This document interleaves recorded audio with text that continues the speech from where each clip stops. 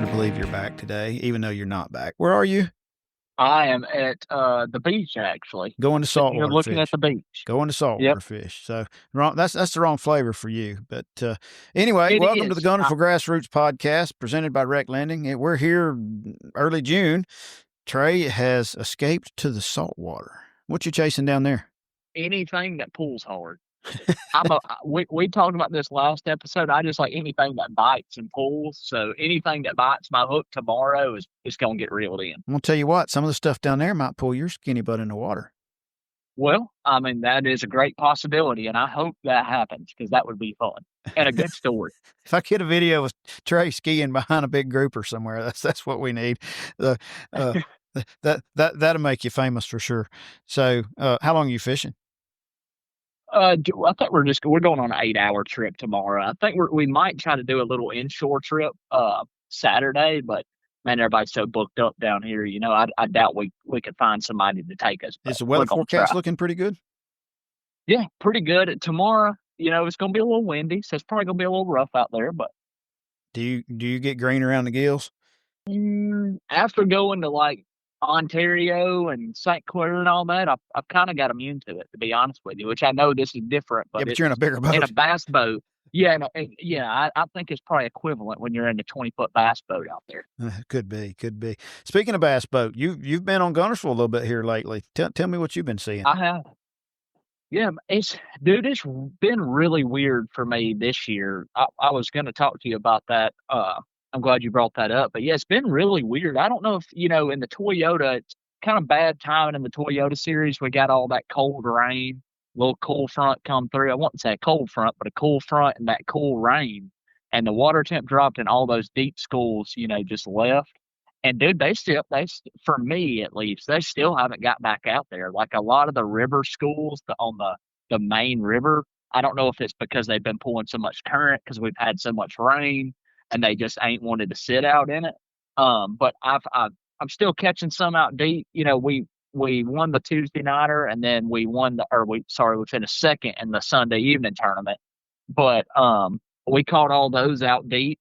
But a lot of the bigger fish that we've been catching though have been still coming out of the grass. Really? So I don't know. I mean, around bluegill beds and stuff like that, I just think there's still so much of that going on, along with a mayfly hatch that just happened. I think that's where most of the big ones still are. I mean, I've got like maybe one or two schools, but most of the fish that I've caught off the bank haven't really been in schools. It's been, scoping. Here's a pretty interesting story that I hadn't even told you. But this past weekend we stayed over at the lake at our little cabin, and there had been a pile of bluegill there the weekend before Memorial Day. Most of them were small, but hell, it rained every day, but one pretty much. And but I stood on a dock and caught 50 on a little beetle spin. But last weekend they weren't there. And Sunday about noon, when I was going home, I went to get in the boat, go put it on the trailer. I look around and there's bluegill everywhere. And I look down by the dock and there's a 4 or 5 pounder. I mean, pretty good fish, and another smaller fish swimming with it. And I thought, well, they're just up here following these bluegill around, getting them a meal whenever. So, and I was standing there talking to my neighbor that was on the dock beside me. And we were talking for a minute, and I kept noticing that fish kept going to the same spot. So I did what anybody would do. I reached in the boat and grabbed a spinning rod with a wacky rig on it and started pitching over there trying to catch it. Man, that fish, it wasn't on the bed yet, but it had its spot. Like it kept going back to the same little walled out spot. There had been a bed before. I probably could have gone back the next day or the day after and caught it because, I mean, you'd run it off, you'd pitch in there and it'd run off, it'd come right back. I never did catch it, Wow. But I mean, here it was the last day of May. No, that was first day of June. Sunday was first day of June. And, we had one going on the bed right there, and I'm sure it's not alone, but it was a pretty good sized fish. I mean, it was between 4 and 5 pounds, and the bluegill that had shown up were pretty big, and they had not been anything there. So I thought that was pretty wild. Now I was mentioning that to somebody else, and like, oh yeah, they keep bedding, and it was a little. Some of them were late this year, some of them were early this year, but Yeah. But I wasn't expecting that. Well, we got a guy coming on that we might get a little insight on too. But I think that's what's going on, man. I think with all that cold rain and all the current and stuff, I think these fish are a little confused on what to do. So I still think there's some spawning. I mean, I think there's still fish doing everything. Was there a big willow like fly I hatch like I down said, there on the lower end? I hadn't been on that end of the lake in a while. yeah, yep. And then I went to Pickwick this past weekend too, and there was a giant one there. Really? Did you catch any Yep. fish over there? Not really. Dude, it was the same exact way that Gunners was. Now I was trying to force the deep deal. I Yeah. was trying to find some schools out deep, and I didn't go there to, if I would have been practicing for a tournament or something, I would have seen those willow flies, and that's what I would have went and done. But I wanted to find them out deep, and dude, it's the same way. I think they've been pulling so much current on the TVA that they're just kind of run them off of it. I mean, and I might be wrong, but that's what I've seen. Yeah. Well, today we've got a gentleman that I met because he caught a couple of my tags. We'll talk about that here in a minute. Named Kyle Cortiana. Kyle fishes the Tackle Warehouse Invitational and the Toyotas and some stuff like that. And he's kind of camped out on Guntersville here for a little while. We're going to see if we can't get him on to talk with us about he's been here for 3 or 4 weeks now. So we're going to see if we can't get him. We've got Kyle Cortiana on here with us. Kyle, you fish Tackle Warehouse Invitationals, Toyotas, and about anything else you can get in. Is that the way that works? Yeah, if it works out with the schedules, we'll jump in a few other ones. But yeah, you nailed it. Yeah. So you came here for the Toyota series 3 or 4 weeks ago, and you liked it so much you hadn't left. Yeah, yeah. Every year we get our schedule and we lay it out. I'm an engineer, so I'm a nerd. And I'm a spreadsheet guy, so I build a spreadsheet that calculates our mileage and our cost and everything, and where we're going to stay, arrival, departure dates, or whatever. But when we looked ahead at the schedule, this was our first break of the whole season in January. Other than that, we were pretty much camping, 7, 8 days at a time, and then hooking up and moving on to the next one and practicing and camping and moving. And so we decided we were going to stay here about a month, and that's would be when we get a little R&R. Well, And, you've been fishing a lot, hadn't you? Because I originally got a call, I don't know, 2 or 3 weeks ago with a picture of you and a fish, and I'm like, and caught a tag. And I called, and you kind of told me how that went down. So let's share that with us. Tell us how you came to know about the BassCashBash and the things you've got going on there. yeah, for sure. So I during the Toyota series on the last day, we made the final day. And my co-angler, actually, I think we were sitting in ninth. My co-angler came back and won. He caught like almost 23 pounds behind me. Wow. And late in the day, he caught like a 3 1/4. And soon as I netted it for him, I was like, dude, that fish has a tag on it. And I was like, you need to look into that. I don't really know what kind of tag programs are going on right now, but it could be worth some money. Anyway, so he's like, why don't you see if it helps me, And so he's looking around trying to see if it helps him, and it doesn't help him. It doesn't help him.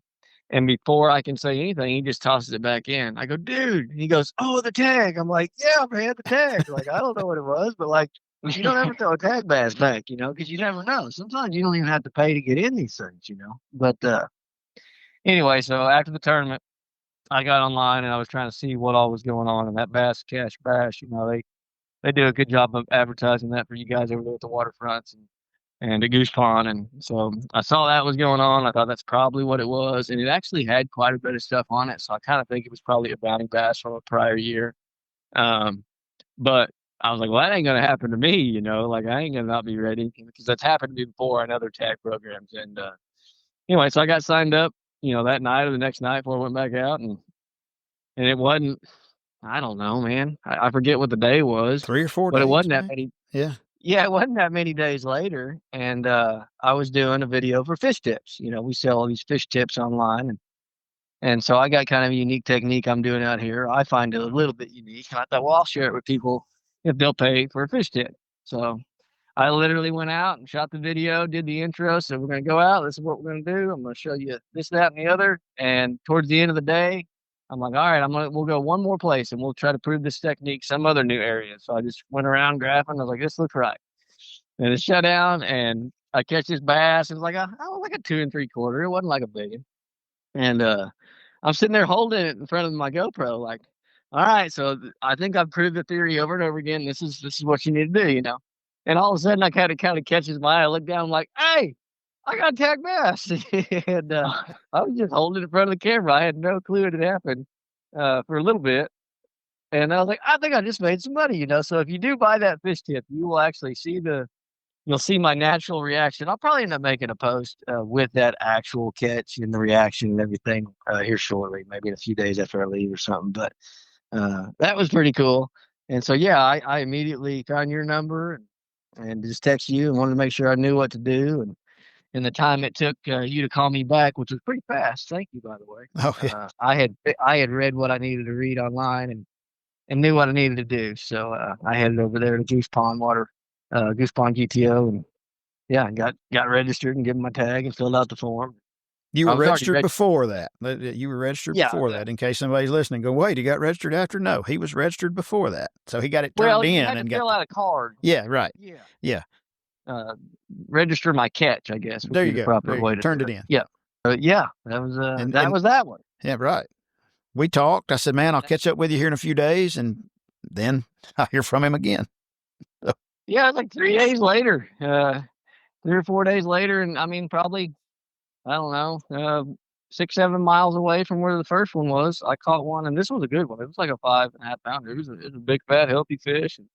And no kidding, I was sitting there fighting it, and I'm like, dude, that looks like it's got a tag. So I set a boat flip, and I got down and lipped it. And I was like, heck yeah, it's got a tag. And it had a long, stringy grass kind of hanging off of it, kind of concealed it. And it looked a lot like the one that my co had caught. And I was nowhere near where my co had caught it, but it looked aged. You could tell the tag had been on the fish for a while. And sure enough, it was a 2024 fish. And that got me another $500. If you could figure out how to put a fish tip to catch those tag fish, you probably wouldn't even have to fish tournaments anymore. You could probably sell that tip and just. Yeah. I mean, it worked. It is the tip. I mean, oh God, dude, hold on, I got a big hole on that. I just got smoked. He's fishing, by the way. Sorry, guys. What's up, right, dude? That's the first for us, Trey. I'm done. If this is a tag, I'm retiring from bass. Oh, I hope how cool would that be if it's a tag bass?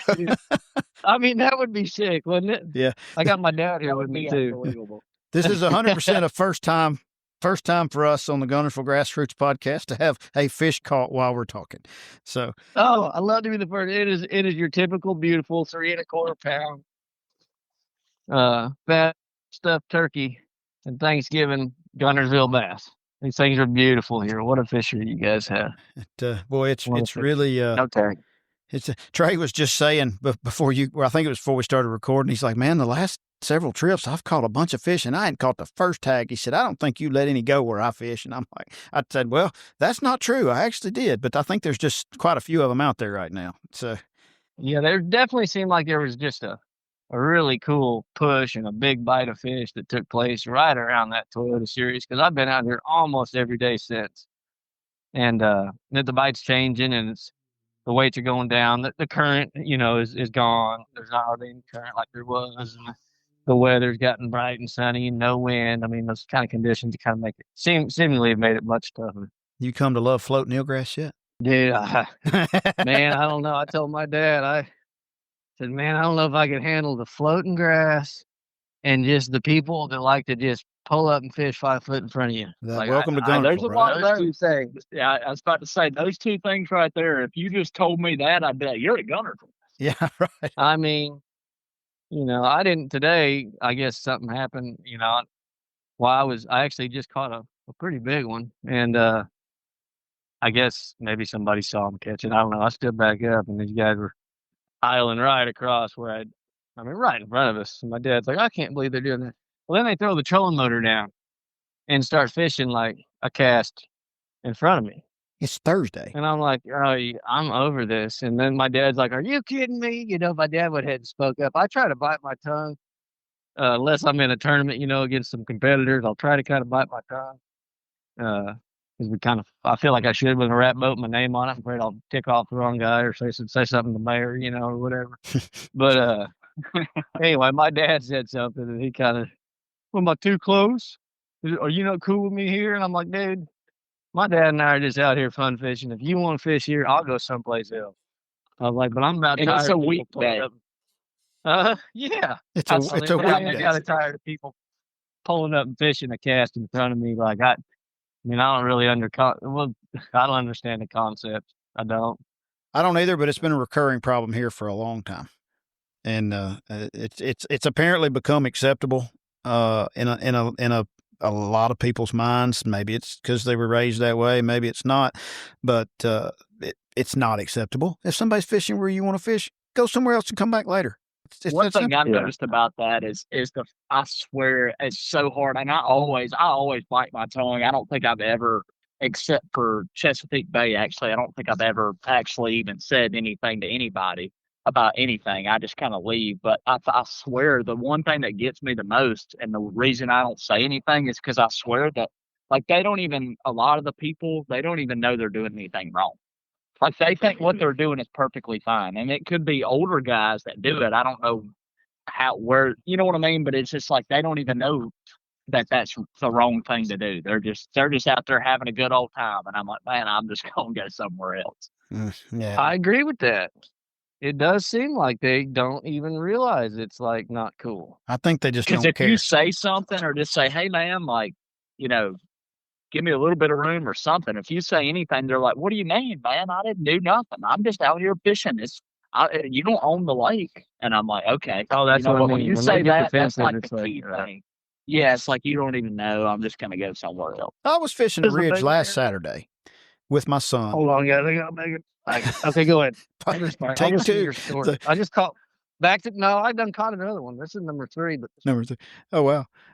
I was fishing a ridge last Saturday. I was by myself when I started there, which, I mean, it's not a secret or anything. I was just fishing down a ridge, and there was a boat come in, start fishing a couple 200-300 yards behind me, and that's fine. And next thing I know, I look up, and he is trolling around me. Now, he did not cast until he got 50 yards in front of me and spot locked right where he wanted to go and just sat there. But apparently I was, yeah, and I'm like, really? So I just cranked my motor and went on around him, and before long, 2 other people came in on him. So it was apparently a hot spot to be fishing in 6 foot of grass. I really don't know, but So when you're like me and you're never around fish, typically nobody ever comes around you. You pretty much have Trey, everything to yourself. you can cut that out, buddy. You had 27 pounds and got second place last Sunday. Listen, my Toyota Where at? finish tells you all that. Sunday afternoon tournament. On Guntersville, Yeah, out of Browns Creek. you had 27 win. We had 27 on Sunday, this past Sunday, and we got second. Holy crap! Yeah, 27-7 was first. Yeah. Did you win Tuesday? Trey, did you go Wow. fish the Tuesday deal? Yeah, not this Tuesday. We won last Tuesday, but I didn't make it this Tuesday. No. What'd you have last Tuesday? 3 for 16 something. Oh, that's 3 for right. He's doing 16. 3. Yeah. I'm missing. I'm catching numbers and not size no more. I mean, every now and then I'll catch a 5 or 6. For the most part, my size has gone down. You're mostly fishing grass too, right? Yeah. And Trey's probably not. So now the stuff that he's fishing's on the other end of the lake. You've been more goose pondish, hadn't you? I mean, you're staying there. You were staying there, that area. But Yes, no, I don't venture. I haven't ventured far from Goose Pond. It's fun fishing, and you just get. I was about to say, because he's been there a while, and I know your boat because I got a little bone to pick with you in the Toyota series. I spent like, I don't know how much time idling trying to find some sneaky stuff. To make a long story short, me and my buddy Logan Dyer were like trying to this one area of the lake. We were like, dude, there's got to be some stuff here we're missing. And we spent like 2 days idling and looking for something sneaky. And we finally found one. And we're like, dude, this is it. Like, this is it. We could both fish this in the Toyota. Like, I don't think anybody's going to find this. And I blast off on day one. I'm running down through there, and I just couldn't wait to drive by it with a smile on my face, knowing I was going to hit it later and nobody find it. Yep, that's right. You're sitting over there on it. And I was like, I run into Logan on the water, and I'm like, yeah, it ain't no secret, buddy. No kidding. Oh, dude, you were Dude, sitting right on it, and I just knew nobody was going to find it. Dude, so on day 1, is that what you're talking about? Yeah, I think it was day 1 I seen you on it. Yeah, if it's day 1, so I mean, I only got 12 hours of practice, and so I didn't have hardly anything to go off of what the fish were doing. And that spot right there, like in 2022, I think, when we were here with the tour or the whatever it was, I found like a little clean spot right there. Yep. And I was like, well, I'm gonna go check this little clean spot and see, you know. And I got a couple of decent bites there, and it was kind of mid-morning, and I hit it pretty good. I choked it, you know. I'm like, that could be good. I might try that. And dude, I had no idea what fire was going on right there for that few days. but it was pretty insane. I was pretty it was pretty just lucky. like it was the like pitch perfect place, and like I was gonna run down the lake and fish my other stuff and then come back, which you had drew before me anyways. I would have never gotten to start on it. But yeah, when I drove by it, I was like, holy crap. I cannot believe somebody found that. I didn't realize Like, I didn't even realize there was a shad spawn going on there. Oh yeah. That's because Yeah, I Trey mean, didn't pull up on you and I- tell you about it like somebody else would have. Well, I caught 4 fish in the first 4 casts, and I figured out real fast what was going on, early in the morning. I Right. didn't find it early in the morning. It was later in the morning, and it was dying off by the time when I found it in practice. So, yeah, it was pretty ridiculous. My co-anglers combined for over 65 pounds for 3 days. Wow, you were a good guide. Yeah, I definitely put out some big co-angler weights. Yeah, no doubt. So you've been here for 3 or 4 weeks now. Tell us, or tell the people that are going to listen, kind of what's changed. I mean, there was a shad spawn going on when you got there, and you've alluded to the fact that things have changed a little. What have you seen change in the last few weeks?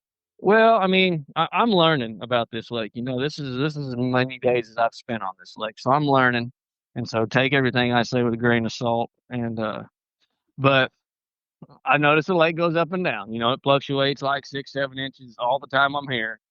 And when it's up and they start to pole, fishing's good. I don't think that you can really mess up. If they're poling current, it seems like the fishing's really good. But there was a shad spawn going on. The water temperatures are getting higher and higher. I'm looking at 81 degrees right now, and I had been seeing, 73, 74, 75. I mean, it's getting hotter and hotter. And those fish that had initially kind of pulled out on those first bars and secondary bars or whatever, I feel like they're making bigger moves out to the deeper stuff. And I'm just kind of stubborn. I'm trying to force them.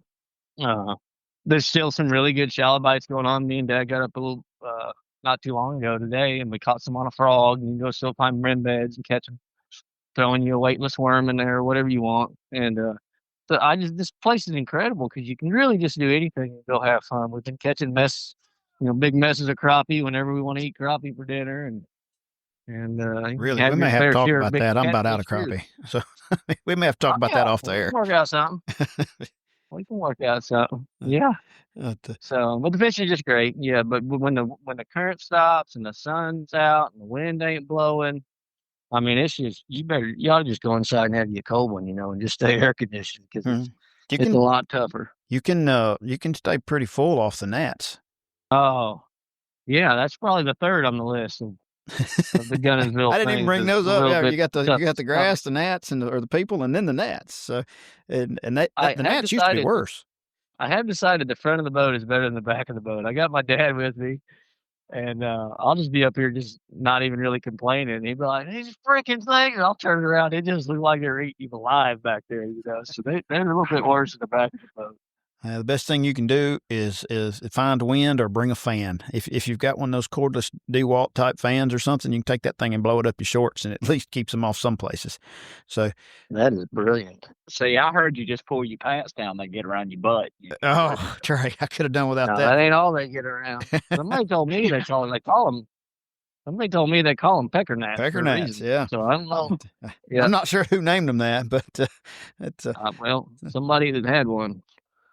Probably somebody with the last name of Swindle. If I had anything to do with it, that'd be a very good guess. That could have come from your uncle.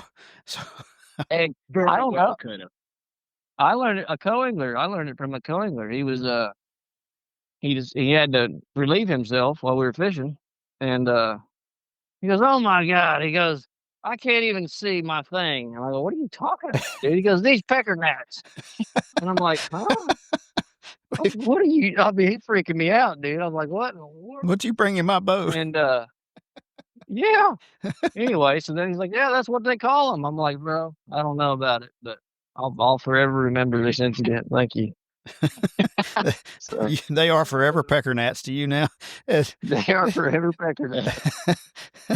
Okay, I didn't see that coming. That's pretty good. They do like to get around my dog's, stuff too. I got another one.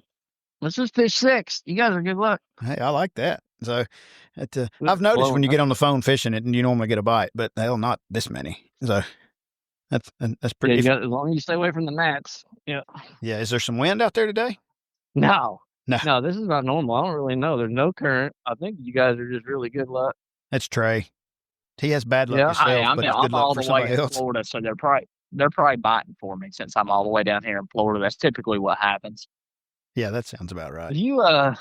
I've got some friends, man. I've got certain friends that when they call me, I catch a fish, and it's usually a big one. You have certain friends that like seems like no matter when they call or what, I mean, it just seems like they're good luck. You'll catch one. Oh, 100%. I got like two people that if they ever call, I rush to my phone to answer because I know I'm about to catch one. That would be the only two Yeah, you people like that he how- answers the phone for when he's fishing. Yeah, that's exactly right. Like I typically don't answer the phone ever, but those two Yeah. people call and I'm answering. That's it, dude. I've got a couple buddies, and I'm like, man, I wish I could set up a deal where you could call me during tournaments and I could legally answer and just like talk to you. Yeah, right. He's not But- giving me any information. He's just lucky. Yeah, like no information. Just talk to me about what you're doing. Like, oh, I'm eating lunch, and I'll just be catching the crap out of them all of a sudden, and then they hang up, and it's just done. That's funny. I'd do it. So Kyle, you're here for what, another week? Something like that? I'm going. He got another- Holy. Dude, this is a bigger. He just ripped my arm off, buddy. Listen to that line. Sorry, Dad. I'm getting in my dad's line. I can't stop it. Hold on. This one might be tagged. Yeah, this is a 4. Is this a 4? No, not quite. Not a 4. This is fantastic. We've never had a live fishing show, Trey. Yeah, this is like very interesting. It's kind of making me jealous. I really wish I wouldn't. Yeah, I was going to go fishing on Thursday afternoon, and then I had to change things around. So that's my fault. I wish Trey was here to show me how to catch 27 pounds. Good heavens, dude. Apparently, I'm not the one. I got beat, so apparently, I'm not even the one you need to talk to. Well, Hayden Obar. Dude, you missed it.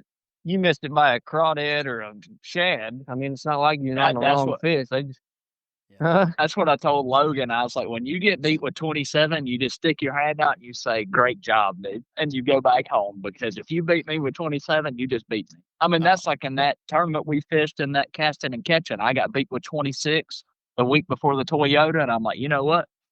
Great job, guys. That's all I can say. It got beat and they tied. There was a tie for first. There was a 226 threes that they ended up tying for first, and there was 200 boats in that tournament.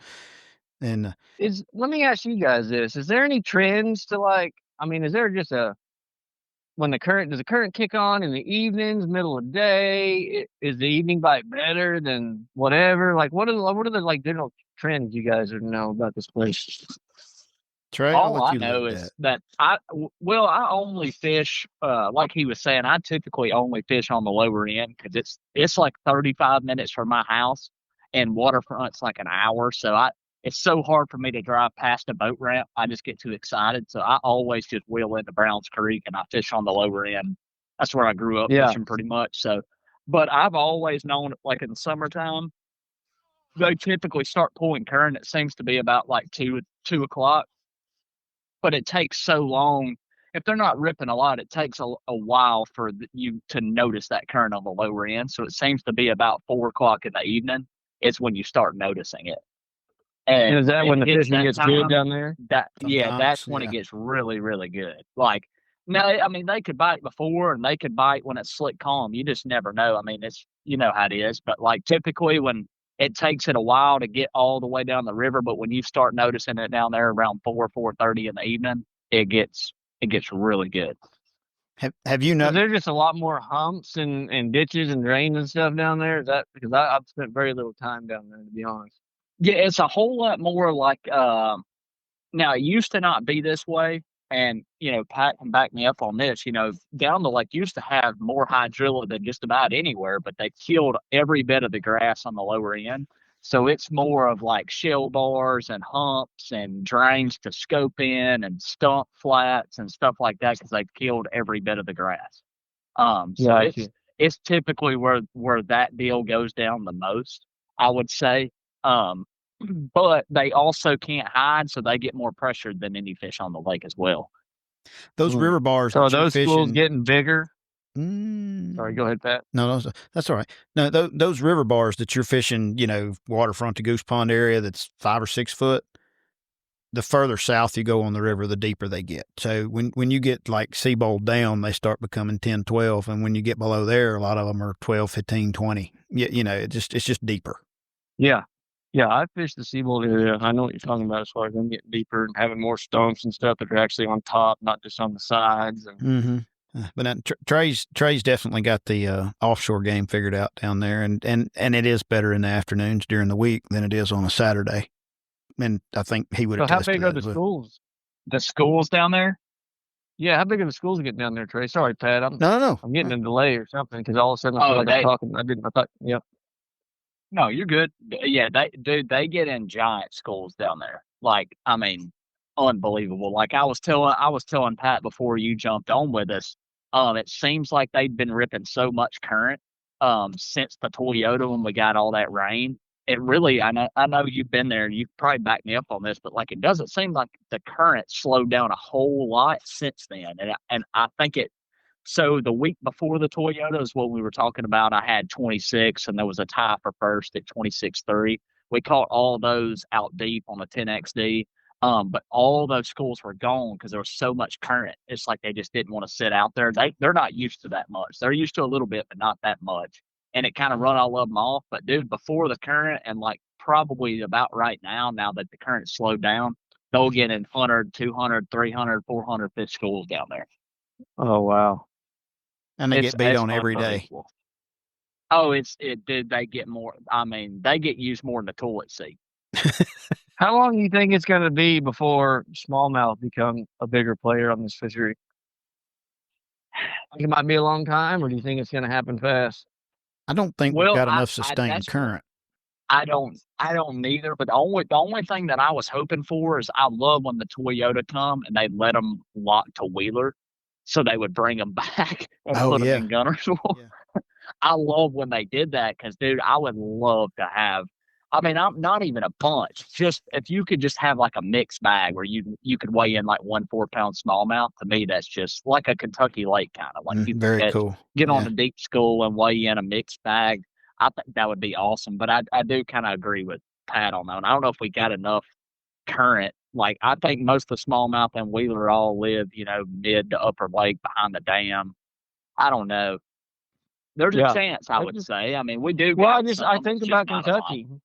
Does Kentucky just have that much more current running through it all the time? I think it does. I know they started up there today, the Bass Pro Tour. I haven't turned it on, so I don't know what they're catching. But they're catching them. Yeah, I'm sure. They're catching both. Red Crest was one with a lot of smallmouth, but it was that's the river. The reason I thought about it. Yeah, it was above, way up the river. No. I just wondered, are they going to make it down there? Because they were big, beautiful, healthy 5-pound fish. I mean, it could happen, is what I was thinking. Maybe. I hope, man. I really do. I do too, because like that was one of the coolest things about Pickwick to me. Back several years ago, it fished a little better than it is right now too, I think. But it's like you never know that next cast, it could be a smallmouth or a big spot or whatever. And because I'd said, man, if it was, if I had to choose whether to turn left or right out of my driveway and it was the same distance, I would have been going to Pickwick. But Guntersville's just kind of been on a big upswing for quite some time, and it's hard to leave there and drive an extra hour to get to. To get to Florence, and still you got another hour to go to where you'd want to fish. So, but so Kyle, we could probably talk about this stuff forever. You're catching how many fish you caught now? 6? No, I got a big one right here. I'm about to weigh it. Let's see, I just caught it. I don't know. Caught several. This place is incredible. Yeah, on the phone. Has it been like that all day, or just since you got on the phone with us?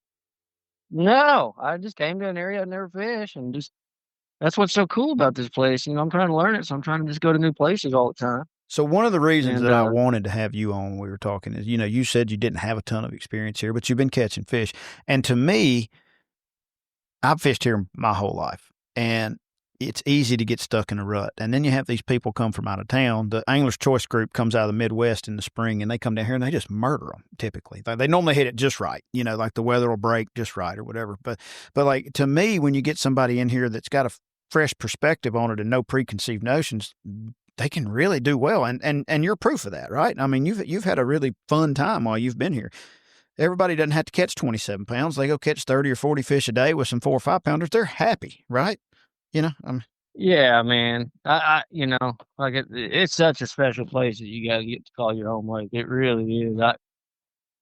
all that other stuff aside, putting up with this, that, and the other, man, it's probably still worth it because Oh yeah. I'm Yeah. from Oklahoma, man, and I'm telling you, you earn your bites down there. I mean, it ain't you don't have a place that you can go catch them like this. Yeah. What's the best Very number much. day you've had? I say that. Do what? Oh, I said, what's the best number day you've had since you've been here as far as just number of fish? Dude, that day one of that Toyota was insane. I don't know what it is. I'll wait till I count them in It was the a lot. YouTube video, but So, it was a lot. I mean, I had 8 to 12 over 4 pounds that I let go. wow. And I don't know how many of those three to 3 1/4s we caught. It was a lot, buddy. I don't want to say it was 100, but it might have been 100 on my own. It was a lot. It takes a lot all to the catch time. I know our 4 listeners get tired of me saying this, but I say that all the time. And I know you travel more than I do and fish other places and all that. But man, I haven't been to many places in the world that's made me jealous of where I live. Like Guntersville is truly one of the best fisheries I've ever been on. Like just because I just think it's a place you can go fish your strengths. If you're a grass guy, you could go win any time of the year. If you're an offshore guy, you could go win and you could just catch so many fish. Like there's so many 3 to 4 pound fish in that lake. It is just unbelievable. It is. It's unreal. And I don't know. You go up north. If you're like you and I, or all three of us, really. I mean, we're Southern boys, and until you go up north and experience something like that, this is as good as it gets right here. It is. I have not been up north. That's on the list. Like the smallmouth lakes, That's a like must. St. Lawrence or something. Mhm. Yeah.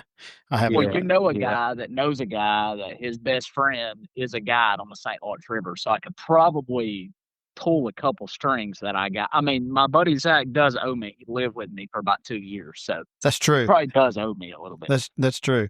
So, and he's been to my office We 2 or stay 3 there times. 2 months. We're there 2 months a year, every year for the last few years. We go to Champlain for a month, and we spend the end of the season on the St. Lawrence River. So we'll be there the end of July, all of August, until part of September. That's what we do every year now. You'll have to hit me up then, because I'll be in St. Lawrence all of August as well. I'm staying up there the entire month of August. Yep, we will be there. We will be there. I'll share Trey's number with you when we get off. But Kyle, we could keep going and keep going and keep going. So I've got a little question that I normally ask guests when I have them on here at the end is, and you probably are going fishing tomorrow, but share what you can. But if going fishing tomorrow to have a good time on Guntersville Lake, what 5 baits are you gonna have on tied on a rod on your front deck? 5 baits. Yep. All right, it's gonna be a chatterbait. It's gonna be a booyah hard knocker.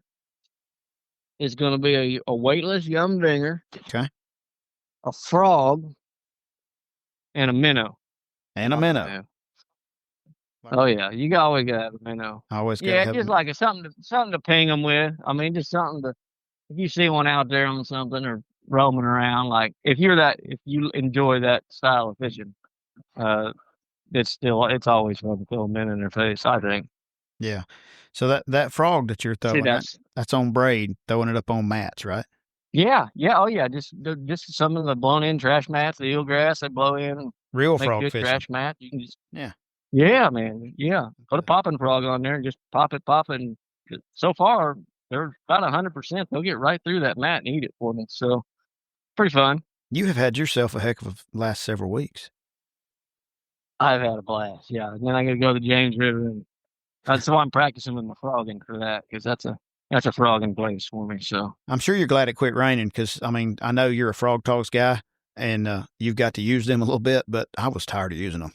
Man, we always complain about it, and then when the shoe's on the other foot, then you want it back. Because I mean, the current was ripping even more when they had rain, and the clouds and the wind was making the fish so much more aggressive. And so that's fair. Now I got dead calm and no rain and no wind, and I'm like, golly, where's the rain and the wind and the clouds? I want it back now, because the temperature was nicer. That's true. Yeah, you're welcome to Alabama in June. At some point, it gets really hot. Normally about the time Father's Day gets here, the second week of June, it'll be 100 for about a week. You can just almost bank on it, and at that point, you go, oh, yeah, summer's here. So, Well, Kyle, I've really enjoyed it. I really appreciate you taking a few minutes of your. Well, you didn't even stop fishing, but I appreciate you letting us talk to you while you were fishing, and I'm Yeah, I glad we hope that brought you some wasn't luck. disrespectful. No, heck no, that's a first. I like it. So Trey's over there wanting to go fishing right now. I guarantee it. So Yeah. I'm about to walk down. I'm about to walk down on the beach, and I'm about to take me a cooler with some adult Capri Suns and sit my butt in the sand. And some fruit punch, and I'm about to have me a blast. I can tell you that much. You need a surf rod. You might catch a shark. Oh, Lord. That's right. I told him yesterday that somebody needs to hold his belt loop while he's deep sea fishing, or they may pull him over the side of the boat. And some of them fish down there bigger than him. I am scrawny, but by God, I can reel one in. I believe you. I'm telling you. Don't give me no dumbbells, but I can reel one in. I believe it. Well, Kyle, I really appreciate it, man. And if you catch another tag before you leave, you'd be the first one to ever do 3, I think. But I'm not gonna hold it the way you've been going. I'm not gonna believe it won't happen till you're gone. I'm trying, dude. Trust me, I'm trying. All right, man. Well, I got my dad signed up too. So he's good deal. Too. Good deal. Yeah, you don't want him to be that guy. That'd be really sad. So. Oh no, I paid for it. I told him that there's no option. I'm getting no option. You're doing it. Yeah. Well, I certainly appreciate it, Kyle. You have a great day. Thanks. Thank talk to you both. Talk to you soon. Bye. That's the first, man. We've never had a live fish catch on a podcast that I'm aware of. Yeah, I don't think so. And with me being the co-host, that is very surprising, to be honest with you. You're saying you're not the lucky one that helped him catch fish? Yeah, but no, really though. I mean, I'm glad we got him on there. I know a lot of people will probably look him up after this, our 4 viewers. But dude, that guy's a heck of a fisherman. And we're pretty up to cool 6, to by see. The way. Yeah, we're up to 6 now, so 6. But dude, I don't know about you, but it's so cool to hear him say his 5 baits that he would have on the deck, because he obviously kicked my butt in the Toyota series, but my 5 baits would be something completely different. So it's just so cool to have different people on from different, out of different states, and see what they come to Guntersville and do. No, I agree. So I'm gonna guess your 5 baits, and you tell me where I go wrong. A 10XD, all right, a 6XD, a jig, a big worm, and either a spoon or a hair jig. I'm not so sure that you missed any. Okay. Yeah, you nailed it. I nailed it. You nailed it. It's because myself, I would have those 5 on one side and then the 5 he said on the other side, because I'll do a little bit of all of it. Yeah, now I could see myself doing that. I could see myself doing that too. But yeah, my 5 that I would go to first would be 10XD, 6XD, like that 5.5 inch spoon from Strike King, and then like a big worm, big jig or a big worm, one of those, or both. And that's it. That's what I go with. Man, and you and I talked about this back about the time the Toyota came. That square bill bite had been fire. And absolutely. And then the brakes came on that for a minute, and they started back up on it just a little. But it was around brim beds. I caught 10 or 12 off one spot throwing it the other day. And which I thought was pretty cool off of one big area of brim bed.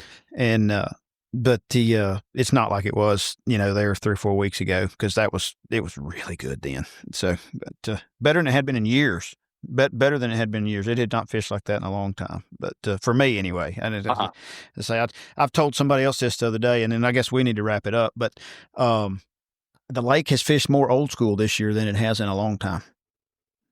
And I don't know why. I could agree with that 100%. Yep.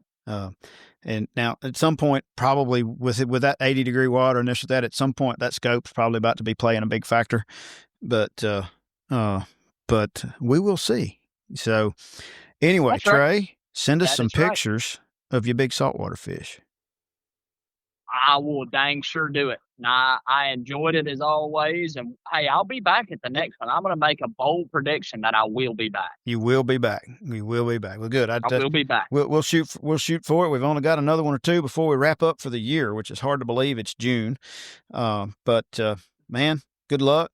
And everybody listening that made it this far, until next time, enjoy the floating grass.